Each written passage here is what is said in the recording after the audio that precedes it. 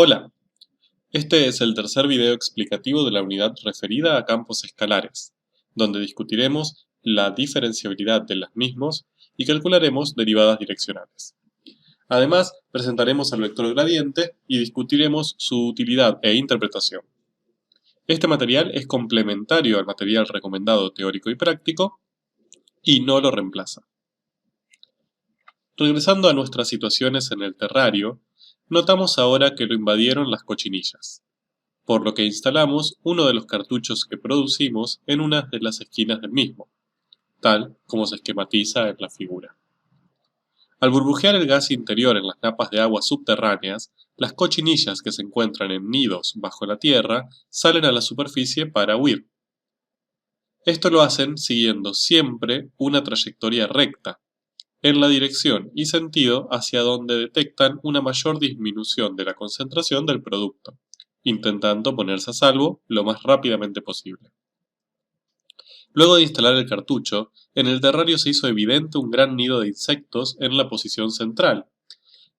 Deseamos ahora colocar una trampa sobre uno de los bordes del terrario, de modo que, cuando las cochinillas lleguen a la misma, huyendo del producto, puedan adherirse y ser extraídas fácilmente y sin matarlas. ¿Cómo podemos saber en qué parte del terrario ubicar la trampa? Si ubicamos un sistema de referencia cartesiano sobre el terrario de la forma en que se muestra, la distribución de la concentración del producto sobre el mismo se puede modelizar adecuadamente con el campo G, de ley 14 menos 2i menos x cuadrado sobre 6, donde x e y permiten ubicar cada posición sobre el terrario y c es la concentración del producto medida en ppm. En este sistema, el nido apareció en la posición 3, 2. ¿En qué dirección y sentido caminarán las cochinillas?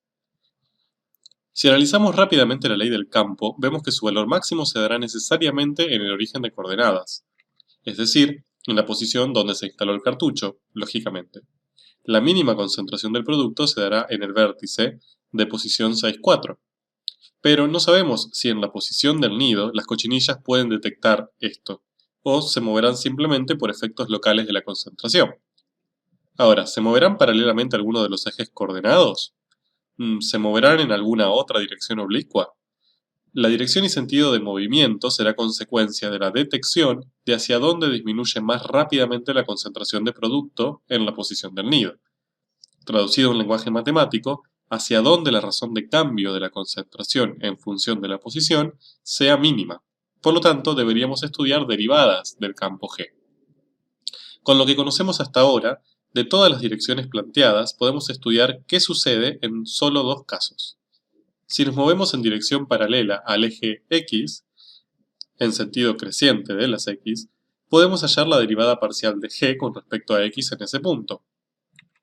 Si resolvemos esto, el resultado es menos 1, al que podemos interpretar diciendo que las cochinillas detectan una disminución de la concentración del producto a razón de 1 ppm por metro si se moviesen siguiendo el versor Y desde su nido. Podemos plantear algo análogo para un movimiento siguiendo el versor J, calculando la derivada parcial de G con respecto a Y. El resultado es menos 2, por lo que, entre estas dos opciones, debemos quedarnos con la segunda, ya que la velocidad de disminución del producto es mayor. Ahora, ¿podemos asegurar que es la mayor disminución entre las infinitas direcciones y sentidos posibles? Claro que no. Y más aún, ¿podremos hallar cuál es la dirección y sentido de mayor disminución? Veamos. Para esto debemos encarar el problema que quedó pendiente en el video anterior. ¿Cómo podemos hallar derivadas de campos escalares si nos movemos siguiendo direcciones rectas cualquiera, no necesariamente manteniendo constante una de sus variables independientes? Es decir, debemos hallar derivadas direccionales que no sean necesariamente parciales. La figura muestra la superficie gráfica de una función de dos variables f y un punto de la misma de coordenadas x0, y0, z0 graficado en azul. Intentaremos ver cómo calcular una derivada direccional en el punto x0, y0 del dominio de f, el cual se representa en la gráfica como el punto violeta, la proyección del punto azul sobre el plano xy. Esto se realiza para facilitar la interpretación del proceso, más allá que lo correcto sería representar este punto en un sistema bidimensional. Se grafica en rojo también un punto móvil sobre la superficie, de coordenadas x, y, z, al que le corresponde un punto x, y del dominio mostrado en rojo oscuro, que se acercará, tanto como queramos, al punto fijo. La dirección y sentido del movimiento puede ser descrito por el vector u, graficado en negro. Para encontrar la derivada de f en esta dirección y sentido, plantearemos necesariamente el límite de un cociente de incrementos.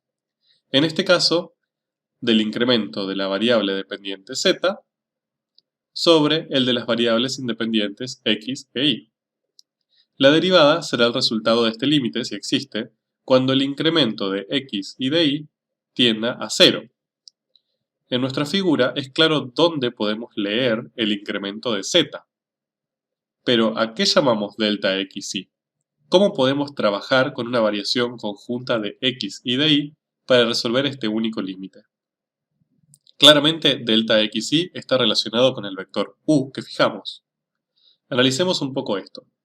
Las componentes del vector u podemos hallarlas restando las coordenadas de los puntos final e inicial, por lo que serán igual a x menos x0 y menos y0. Es decir, sus componentes serán los incrementos de cada variable, por lo que si delta xy tiende a 0, el vector u tiende a transformarse en el vector nulo. Por tanto, ¿podríamos pensar a delta xy como el módulo del vector u? En principio parecería que sí, ya que si ambos incrementos tienden a 0, necesariamente el módulo del vector tiende a anularse. Sin embargo, esto tiene una limitación.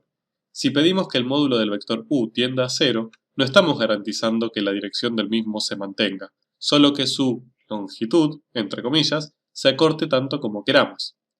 Necesitamos lograr que su módulo tienda a 0, pero garantizando que trabajamos en la dirección deseada, en la dirección del vector u. Probemos entonces otro enfoque.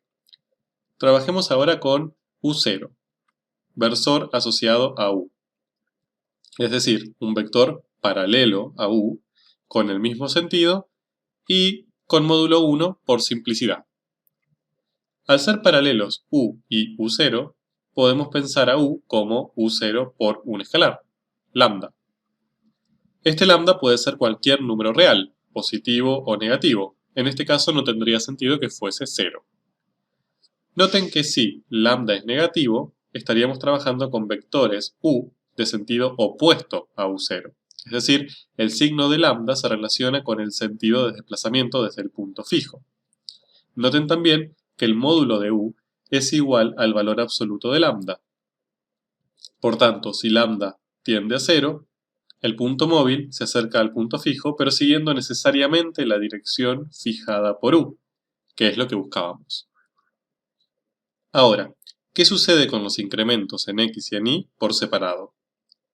Como las componentes de u son delta x, delta y, y si llamamos ux y ui a las del versor u0, podemos ver que el incremento en x no es más que lambda por ux y el incremento en y es lambda por ui. Es decir, hay una relación directa entre las componentes de u0 con cómo varían x e y por separado. Entonces, estamos convencidos ahora de que una forma adecuada de trabajar con el incremento conjunto de x y de y es analogarlo a lambda. Veamos si esto nos permite proponer una definición para una derivada en dirección del vector u. Partamos del límite del cociente de incrementos. Ahora, delta xy será lambda, lo que nos permite transformar el límite en otro con una única variable, es decir, un límite de los que conocemos. El incremento de la variable dependiente podemos escribirlo como z menos z0, y considerando que z depende de x y de y, podemos expresarlo como el campo aplicado en el punto móvil menos el campo aplicado en el punto fijo. A partir de aquí utilizaremos un código de colores. Todo lo coloreado será un dato con el que contamos. Por ejemplo, conocemos la ley de f, en rojo, o cuál es el punto donde queremos hallar la derivada, en violeta. podemos expresar a x variable como x0 más el incremento de x, y análogamente a y. Y vimos antes que estos incrementos estaban relacionados con el versor u, pudiendo expresar a delta x como lambda por la componente en x de u0, o x, y análogamente a delta y. Notemos que las componentes de este versor también son datos, ya que debemos saber de antemano en qué dirección y sentido nos estaremos moviendo para calcular la derivada direccional. Analicemos lo que obtuvimos. En esta expresión solo no contamos como dato a lambda, que es una variable. Es decir, redujimos el problema a resolver un límite tradicional de una única variable, que tiende a 0, lambda. Cuando lambda tiende a 0, el módulo del vector u también lo hace, y por ende también los incrementos en x y en y. De este modo, el punto móvil se acercará tanto como queramos al punto fijo, pero siguiendo la dirección del vector u. Diremos que, si este límite existe, será la derivada direccional del campo f en el punto x0 y 0 en dirección y sentido del versor u0, cuyas componentes son ux, uy. Noten que necesitamos contar con estos tres datos para hallar la derivada direccional. ¿Quién es el campo f? ¿En qué punto queremos hallar la derivada? Y cuál es el versor que indica la dirección y sentido del movimiento. Veamos un ejemplo. La superficie graficada es la gráfica del campo de ley 16 menos x cuadrado menos y cuadrado. Hallemos su derivada direccional en dirección y sentido del vector u, 1, 1, para el punto de coordenadas 1, 2. En primer lugar, necesitamos hallar el versor asociado a u. Como el módulo de u es raíz de 2, el versor asociado tendrá como componentes x e y a raíz de 2 sobre 2. Reemplacemos nuestros datos en la definición antes hallada. En primer lugar, reemplacemos x0 por 1 e y0 por 2. Luego, las componentes del versor director. Y por último, apliquemos la ley del campo cuando corresponda. Pausa el video ahora y asegúrate de comprender todos los pasos realizados. Solo nos queda trabajar algebraicamente el numerador. Si resolvemos el cuadrado de los binomios y luego operamos, obtenemos una expresión bastante simple que solo depende de lambda y al dividir por lambda permite hallar el valor del límite sencillamente. Este límite existe y es igual a menos 3 raíz de 2. Maravilloso, pudimos hallar la derivada direccional, aunque siguiendo un camino tedioso. ¿Cómo podemos interpretar el resultado que obtuvimos? En el gráfico se muestra el plano π. Este es perpendicular al plano coordenado xy y es paralelo al vector director. Más aún, pasa por el punto x0 y 0. Noten que este plano, al intersecar a la superficie gráfica, genera una curva en el espacio marcada en negro.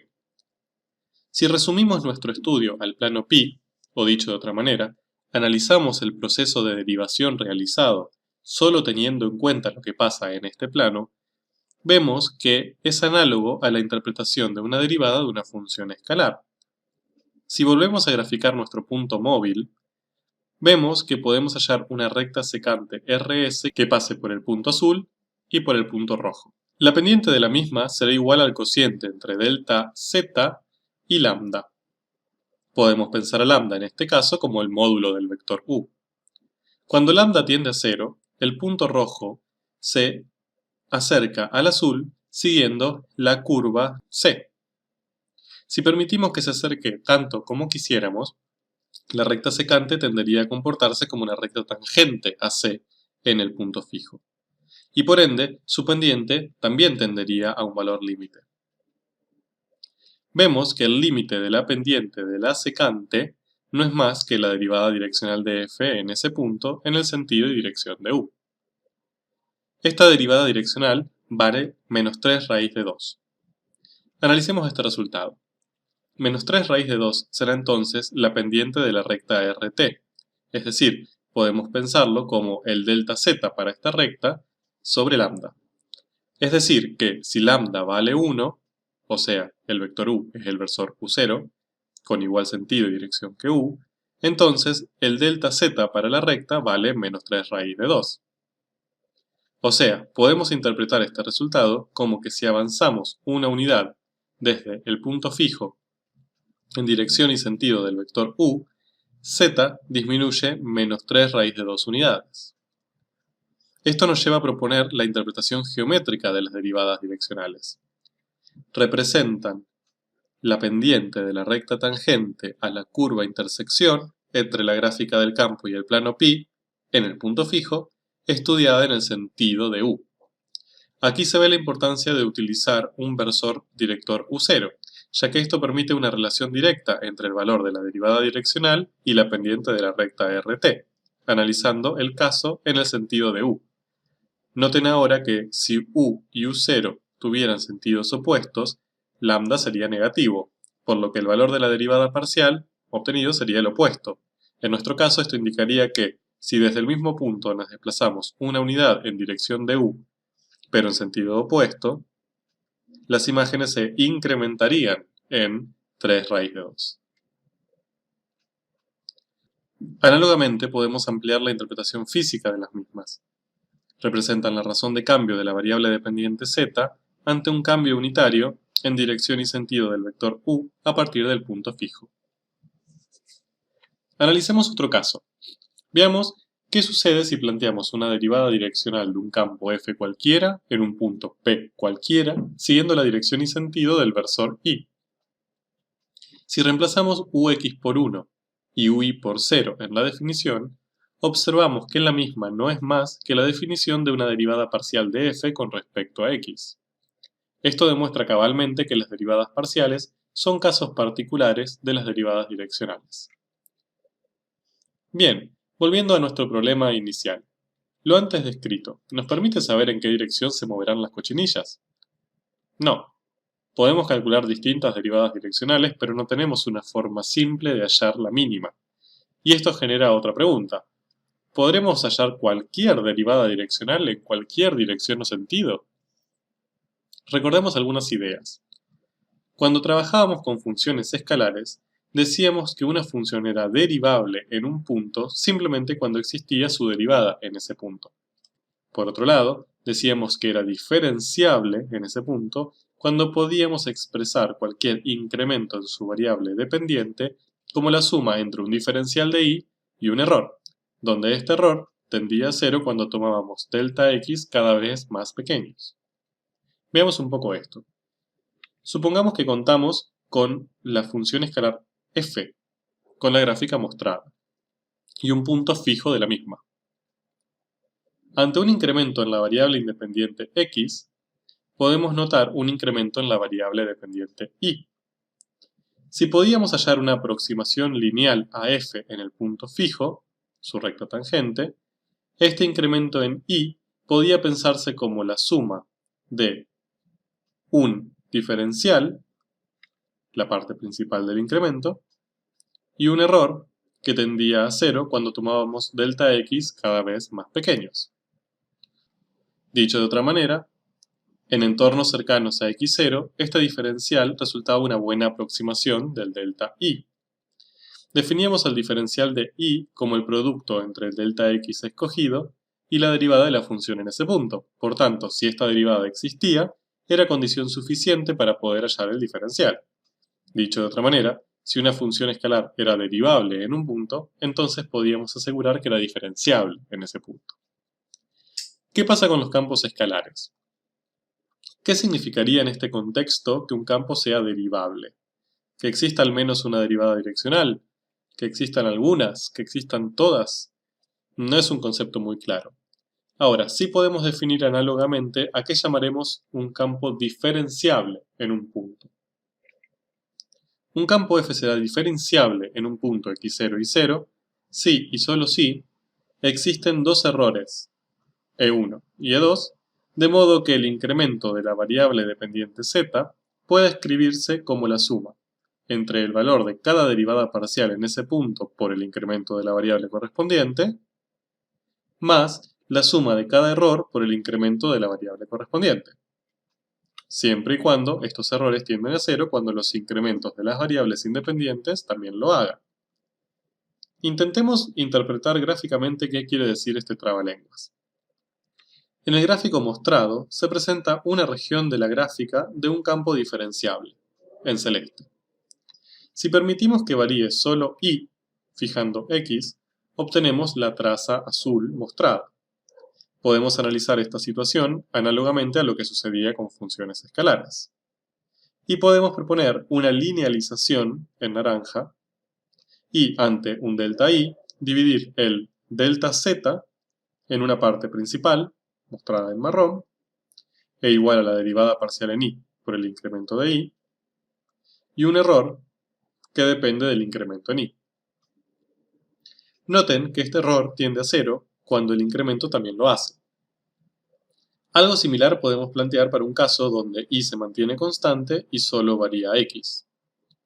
Traza en azul, linealización en naranja, aproximación en marrón e igual a la derivada parcial por el delta x, y error en celeste que tiende a cero si delta x tiende a cero.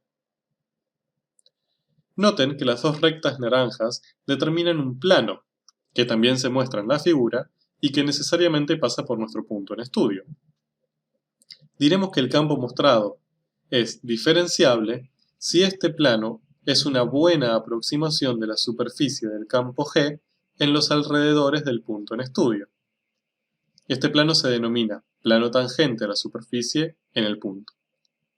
Y, si esto es así, podemos aproximar al incremento de z como la suma de los incrementos parciales en marrón y el error cometido como la suma de los errores parciales en azul. Si esto sucede, podemos analogar a la parte principal del cambio a un diferencial de z y notar eso en la definición de campo diferenciable.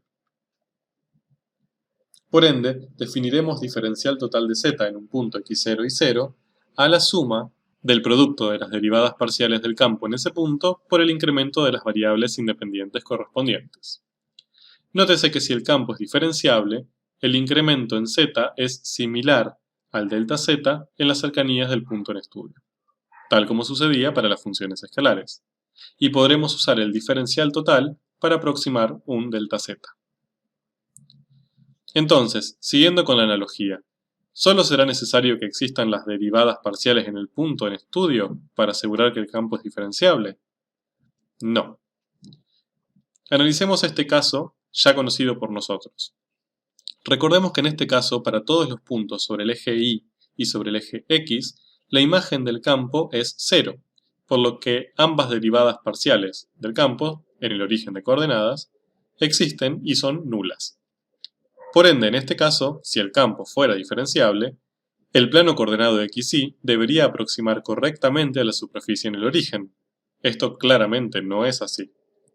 Se puede demostrar que para que un campo escalar f sea diferenciable en un punto, es condición suficiente mostrar que las derivadas parciales existen en ese punto y son continuas en él, que es la condición que no se cumplía en el caso anterior. Analicemos el siguiente límite. ¿A qué tiende el incremento en z cuando los incrementos en x y en y tienden a 0? Esto no podemos saberlo de antemano. Ahora, si el campo es diferenciable, podemos escribir delta z como se muestra. Como los cuatro términos dependen de algún incremento de las variables independientes, necesariamente ese límite tiende a 0. ¿Qué significa eso? Como delta z es igual a z menos z0, es decir, f en un punto incrementado menos f en el punto fijo, podemos reemplazar esto en el límite anterior. Noten que el segundo sumando, es decir, z0, es constante, no depende ni de delta x ni de delta y, por lo cual el límite solo afectará al primer sumando. Si despejamos el límite, vemos que cuando los incrementos de x y de y tienden a 0, es decir, cuando nos acercamos por cualquier dirección al punto fijo, la imagen del campo siempre tiende al valor que toma en el punto fijo. Dicho de otra manera, el campo es continuo en ese punto. Hemos demostrado el teorema que asegura que si un campo f es diferenciable en un punto, entonces es continuo en el mismo, análogamente a lo que sucedía en funciones escalares.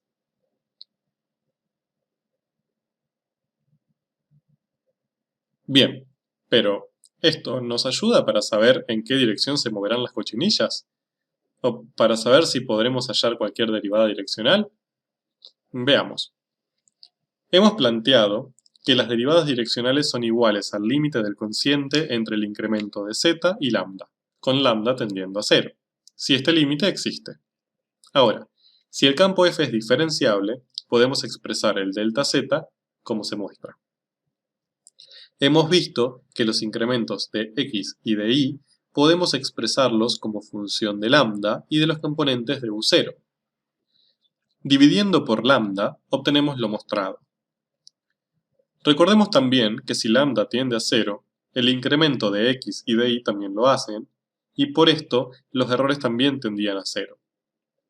Así, los dos términos que dependen de estos se anulan, y el límite ahora puede resolverse como se muestra. Hemos demostrado un teorema que nos permite calcular las derivadas direccionales de un campo f diferenciable en un punto en sentido y dirección del versor u0. Para esto debemos sumar todos los productos entre cada derivada parcial del campo f en un punto dado por la componente correspondiente del versor director. Noten que si el campo es diferenciable, esto nos permite asegurar que podremos hallar derivadas direccionales para cualquier versor u0 que deseemos. ¡Excelente! Una de nuestras preguntas ha sido respondida. Por otro lado, esta expresión suele simplificarse a la vista mediante una definición más. Noten que cada sumando se compone por un factor que depende del campo en estudio y un factor que depende del versor director. Esto puede simplificarse expresándolo como el producto escalar entre un vector cuyas componentes son las derivadas parciales del campo en un punto y el versor director. Este primer vector se denomina vector gradiente de f en el punto y se simboliza con un triangulito invertido llamado nabla. Veamos si este resultado nos simplifica el cálculo de derivadas direccionales. Resolvamos el mismo caso que planteamos anteriormente por definición y verifiquemos que llegamos al mismo resultado. En primer lugar, podremos aplicar el teorema explicitado por ser f un campo diferenciable en el punto, ya que sus derivadas parciales son continuas siempre. Si hallamos el gradiente de f para un punto genérico, obtenemos menos 2x menos 2y, y aplicado en el punto en cuestión, obtenemos el vector menos 2 menos 4. La derivada parcial será igual al producto escalar entre este vector y el versor director. Resolviendo, llegamos a menos 3 raíz de 2. Este método es muchísimo más rápido que el cálculo por definición. Ahora, sabemos que si el campo es diferenciable, podemos hallar derivadas direccionales en cualquier dirección y sentido. Pero ¿cómo nos ayuda esto a saber hacia dónde irán nuestras cochinillas? Si el campo es diferenciable y podemos calcular las derivadas direccionales como un producto escalar, podemos calcularlo como el módulo del vector gradiente por el módulo del versor director por el coseno del ángulo que forman entre sí. El módulo del versor director es 1, por lo que podemos obviarlo, y llamaremos z al ángulo entre los vectores, por simpleza. Esto indica que el valor de la derivada direccional depende específicamente en cómo se relaciona la dirección y sentido de desplazamiento y la dirección y sentido del gradiente. La primera la tendremos que definir nosotros, mientras que para un punto determinado y un campo determinado, el vector gradiente es único. Así, este ángulo puede tomar valores entre 0 y pi radianes, es decir, entre 0 y 180 grados, si siempre tomamos el menor ángulo entre los dos posibles. Esto nos permite asegurar que el coseno de este ángulo podrá barrer desde su mínimo, menos 1, hasta su máximo, 1. Por ende, la derivada direccional tendrá como valor mínimo el opuesto del módulo del vector gradiente y como valor máximo al módulo del vector gradiente. Más aún, si el ángulo z vale 180 grados, su coseno vale menos 1 y la derivada direccional toma su valor mínimo. Es decir, que esto sucederá si nos movemos en dirección del vector gradiente, pero en sentido opuesto a él. Por otro lado, si z vale 0, su coseno vale 1 y la derivada direccional toma su valor máximo. Es decir, esto sucederá si nos movemos en el mismo sentido y dirección del vector gradiente. Y aún más, la derivada direccional será nula si nos movemos siempre en una dirección perpendicular al vector gradiente. Analizaremos con más detalle este hecho en próximos videos. Todas estas conclusiones pueden resumirse en el teorema mostrado. Noten que el vector gradiente resulta ahora de vital importancia, ya que nos da, por un lado, el valor de las derivadas direccionales máxima y mínima, y también la dirección y sentido en la que se producen. Y aún más, con él podemos hallar cualquier derivada direccional. Excelente. Podemos responder ahora nuestra pregunta, finalmente.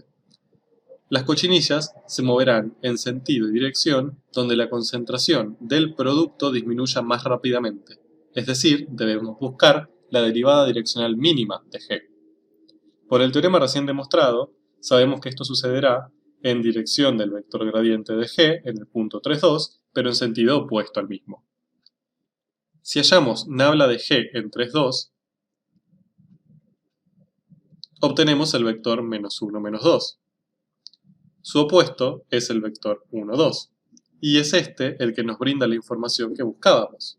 Hacia allí caminarán nuestras cochinillas, y sabemos que lo harán en una trayectoria recta, por lo que sabemos dónde ubicar nuestra trampa.